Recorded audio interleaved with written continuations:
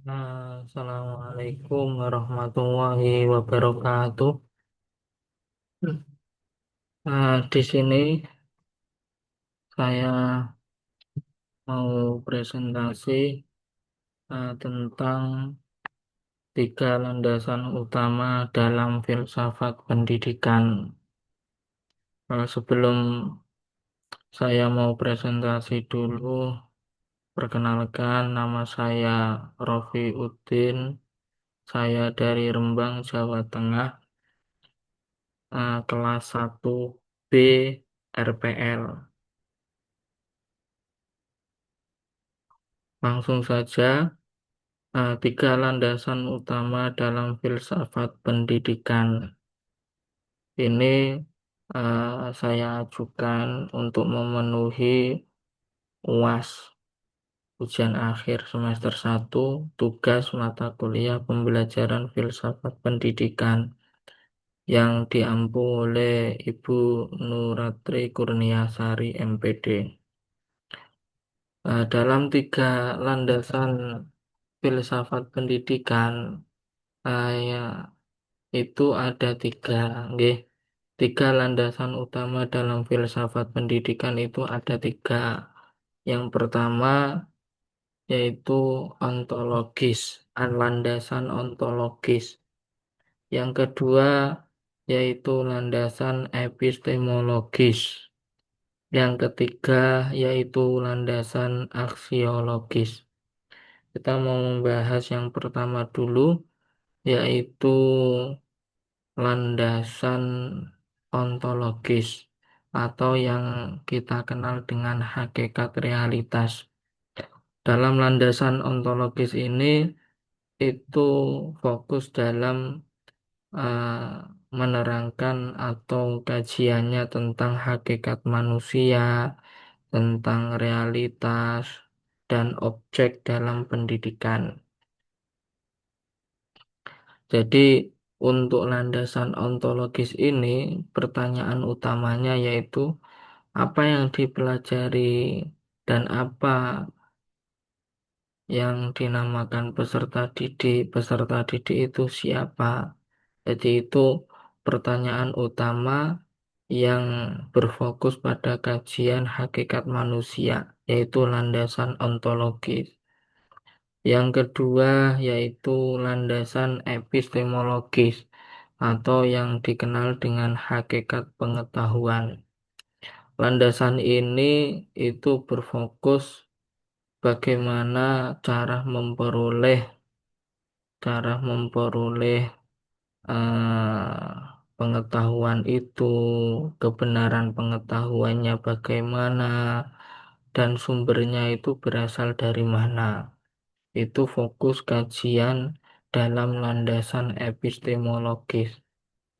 Dan pertanyaan utama yang digunakan itu ya, bagaimana pengetahuan diperoleh dan bagaimana eh, pengetahuan atau materi tersebut diajarkan itu bagaimana.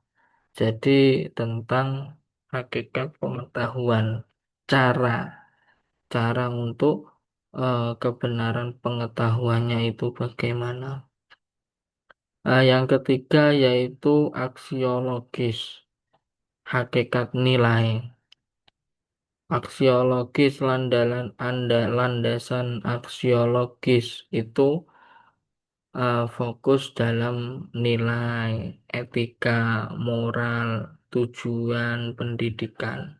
Untuk pertanyaan utamanya, untuk apa pendidikan dan ilmu digunakan?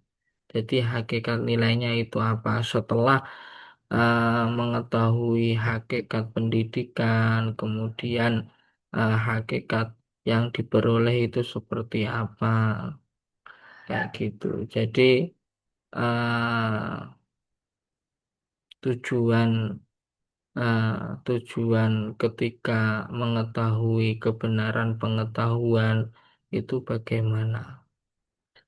Kemudian di sini saya mau mengaitkan tiga landasan utama dalam filsafat pendidikan ini ke praktek baik saya ketika mendampingi murid. Jadi saya di sini mau mengaitkan tiga landasan tersebut ketika saya mendampingi murid. Dan di sini saya memberikan judul strategi menjaga hubungan akrab namun tetap sopan antara guru dan murid. Jadi di awal tahun ajaran baru itu saya mendapat tugas menjadi fasilitator kelas 5 SD di saya. Itu sekitar tahun kemarin. Dalam ketika saya mendapatkan tugas menjadi guru kelas 5, itu saya menyadari bahwa murid di kelas 5 itu perlu adanya kedekatan dengan guru. Namun saya juga percaya bahwa kedekatan antara guru dan murid tentu harus didasari dengan rasa penuh kasih sayang, penuh empati, dan pendekatan yang hangat. Tetapi saya menemukan tantangan di kelas 5, yaitu tantangannya tidak mudah. Tantangannya membangun rasa empati, akrab, harus dirasakan oleh saya saat mendampingi murid dalam proses proses belajarnya. Kemudian saya mulai dengan observasi pada kelas di dalam kelas saya dengan menerapkan pendekatan pembelajaran yang menekankan pada kedekatan emosional antara guru dan murid. Saya percaya bahwa dengan menjalin hubungan yang akrab dan penuh empati, murid akan lebih fokus, akan lebih terbuka dalam mengikuti proses selama pembelajaran. Kemudian dalam keseharian di kelas saya hadir bukan hanya untuk menjadi guru saja, akan tetapi saya juga sebagai pendengar, teman, pendamping, pendukung, dan pembimbing yang mampu memahami peserta didik.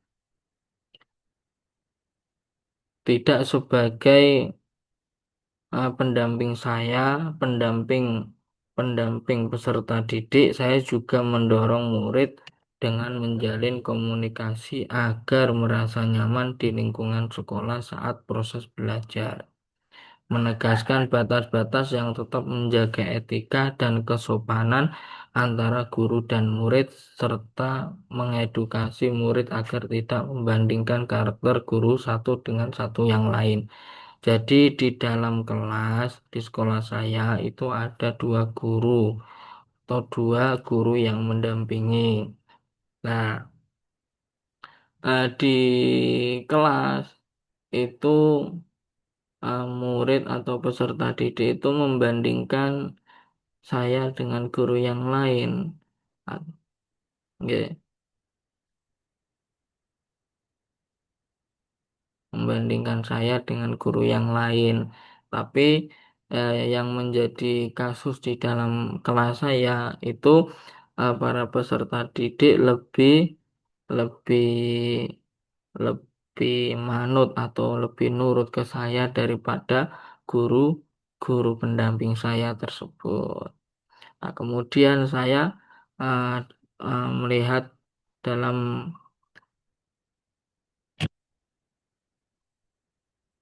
kemudian proses belajar berjalan, saya mulai melihat perubahan proses berjalannya lebih efektif, merasa aman secara emosional. Namun pendekatan ini pernah menimbulkan kekhawatiran dari pihak sekolah. Jadi eh, pendekatan murid dengan saya itu menjadi kekhawatiran dari pihak sekolah, khususnya kepala sekolah. Karena apa? Karena bisa mengaburkan batas antara kesopanan antara murid dan guru. Jadi dekat banget itu.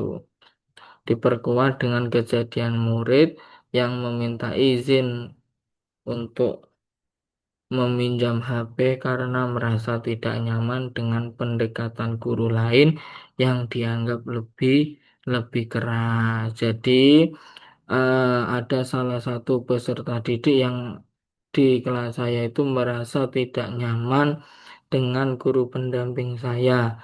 Mereka menganggap guru pendamping saya itu lebih keras daripada saya, tetapi itu menjadi kekhawatiran oleh kepala sekolah kalau batas kesopanan guru antara guru dan murid itu bisa atau mengaburkan batas kesopanan itu malah menjadi tidak baik ya. Nah, kemudian saya berefleksi. Kemudian saya berefleksi bahwa kedekatan yang tidak disertai batas bisa menimbulkan kesalahpahaman dalam hubungan guru dan murid. Kemudian saya menata ulang cara saya eh, menjalin kedekatan murid bu- bukan dengan mengurangi empati atau kedekatan, melainkan dengan membangun kedekatan yang berbatas, yaitu hubungan yang tetap hangat dan akrab, namun dilandasi oleh nilai-nilai kesopanan, saling menghormati, dan menjaga etika antara guru dan murid. Jadi ketika saya ditegur oleh kepala sekolah, saya berefleksi bahwasanya harus ditata ulang, bahwasanya kedekatan ini harus ditata ulang. Karena apa? Karena bisa menimbulkan kesalahpahaman dalam hubungan guru dan murid. Ya, jadi memang eh, hubungannya ya dekat, tapi bu- hubungannya tetap akrab, tapi harus dilandasi nilai-nilai kesopanan. Jadi antara murid dan guru harus ada nilai-nilai kesopanan. Saya juga mengedukasi murid, nggih. Bisa mengedukasi murid, memberikan arahan agar tidak membandingkan karakter guru yang satu dengan yang lain, karakter saya dengan guru pendamping saya. Karena apa? Karena setiap guru itu memiliki gaya pendekatan yang berbeda, akan tetapi tujuannya sama, yaitu mendidik dengan cinta dan penuh empati. Selain memberikan edukasi, saya juga memberikan pemahaman kepada murid tentang hal-hal yang masih belum menjadi hak mereka, seperti penggunaan HP, seperti emosinya anak tersebut, karena biar mereka itu bisa belajar mengelola keinginan dan memahami batasan-batasan yang perlu dilakukan dan tidak perlu dilakukan. Ya. Jadi mulai pendekatan memberikan pemahaman, memberikan edukasi dan berefleksi bersama. Melalui pendekatan ini tercipta suasana kelas yang kondusif.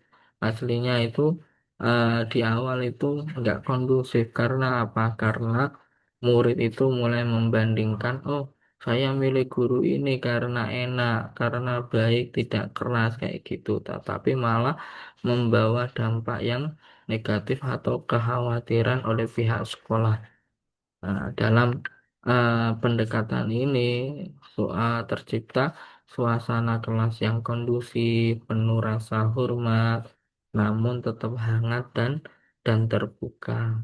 Anak-anak peserta didik juga merasa didengarkan, namun juga belajar untuk sikap sopan dan menghargai batas antara guru dan murid. Maka saya tutup dengan satu kutipan, kedekatan bukan tentang menghapus batas, tapi tentang bagaimana menjaga hati sambil tetap menjaga etika. Wassalamualaikum warahmatullahi wabarakatuh.